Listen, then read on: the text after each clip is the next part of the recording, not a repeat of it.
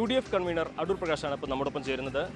പ്രചരണം അതിൻ്റെ രണ്ടാമത്തെ ഫേസിലേക്ക് കിടക്കുകയാണല്ലോ. അത്രമാത്രം ആത്മവിശ്വാസമുണ്ട്. 101% ആത്മവിശ്വാസത്തോടു കൂടിയാണ് ഞങ്ങൾ എല്ലാവരും ഇവിടെ പ്രവർത്തിക്കുന്നത്. ഞങ്ങളുടെ ആത്മവിശ്വാസത്തിന് ഒരു തകരാറുമില്ല.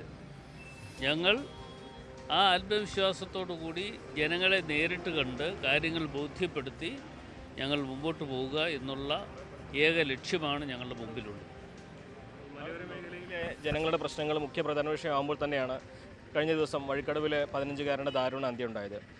പക്ഷേ അത് UDF രാഷ്ട്രീയമായിട്ട് ഗൂഢാലോചന നടത്തുന്നു എന്നുള്ളതാണ് LDFിൻ്റെ ആ വിഷയത്തിലുള്ള ഒരു ആരോപണം. മാത്രമല്ല അവർ വഴിക്കടവ് പഞ്ചായത്തിലേക്ക് മാർച്ച് പ്രഖ്യാപിക്കുന്നു. എങ്ങനെയാണ് ഇതിനെ പ്രതിരോധിക്കുന്നത്? വഴിക്കടവ് പഞ്ചായത്തിലേക്ക് മാർച്ച് പ്രഖ്യാപിക്കുന്നതിനേക്കാൾ നല്ലത് ഈ പ്രഖ്യാപിച്ച ആളുകളെല്ലാം കൂടി ആ മന്ത്രി നമ്മുടെ വനം വകുപ്പ് മന്ത്രി ഇവിടെ ഉണ്ടെന്നാണ് അറിഞ്ഞത്. അദ്ദേഹത്തെ തടഞ്ഞു നിർത്തി കാര്യങ്ങൾ ചോദിക്കണം. അദ്ദേഹം ഈ നാട്ടിലെ ജനങ്ങൾക്ക് സുരക്ഷിതത്വം കൊടുക്കാതെ മുൻപോട്ട് പോവുകയാണ്. ഇന്ന് കടുവ ഉൾപ്പെടെയുള്ള മൃഗങ്ങൾ ജനങ്ങളെ അറ്റാക്ക് ചെയ്യുകയാണ്. ജനങ്ങൾ അങ്ങനെ അറ്റാക്ക് ചെയ്യുന്ന അവസരത്തിൽ അതിന് ഒരു അറുതി വരുത്തണമെങ്കിൽ ഈ സംസ്ഥാനത്തെ വനം വകുപ്പ് മന്ത്രി ഉൾപ്പെടെയുള്ള ആളുകൾ അതിന് വേണ്ട നടപടികൾ സ്വീകരിക്കണം. നടപടികൾ സ്വീകരിക്കാതെ ഇതാരോ ഗൂഢാലോചന നടത്തിയതാണ് എന്ന് പറഞ്ഞൊഴിയുന്നത് ഒരുമാതിരി മറ്റു ഭാഷയിൽ പറഞ്ഞാൽ വേറെ ഭാഷ പറയേണ്ടി വരും. ഞാൻ അത് പറയുന്നില്ല. എങ്കിലും അത് മര്യാദഘട്ട വർത്തമാനമാണ് അദ്ദേഹം നിറവേറ്റിയിട്ടുള്ളത്. രാഷ്ട്രീയമായി ദുരുപയോഗം ചെയ്യുന്നുള്ള ആരോപണത്തെ എങ്ങനെയാണ് കാണുന്നത്?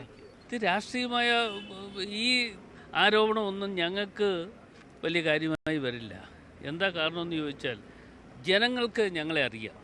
ഞങ്ങൾ ജനങ്ങളോടൊപ്പം നിൽക്കുന്നു.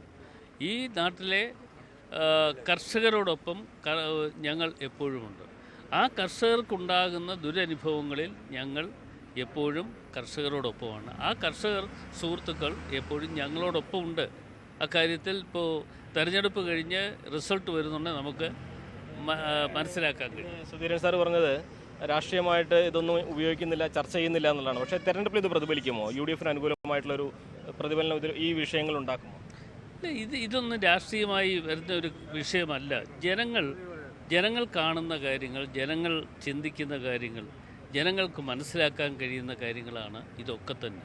അത് ജനങ്ങൾ അതൊക്കെ മനസ്സിലാക്കിക്കൊണ്ട് പ്രവർത്തിക്കും. ആ പ്രവൃത്തി എന്നുണ്ടാകുമെന്ന് ചോദിച്ചാൽ ഇവിടെ തെരഞ്ഞെടുപ്പ് വരുമ്പോൾ ആ തെരഞ്ഞെടുപ്പിലൂടെ പ്രതിഫലിക്കും. സംശയം ഒരു കാര്യമില്ല, ഒരു സംശയമില്ല. അതാണ് ഇതെല്ലാം തന്നെ രാഷ്ട്രീയത്തിൽ പ്രചരണ വിഷയമാക്കിയില്ലെങ്കിൽ പോലും തെരഞ്ഞെടുപ്പിൽ കൃത്യമായി പ്രതിഫലിക്കുമെന്നാണ് അദ്ദേഹം പറയുന്നത്. CB Anumod, news 18.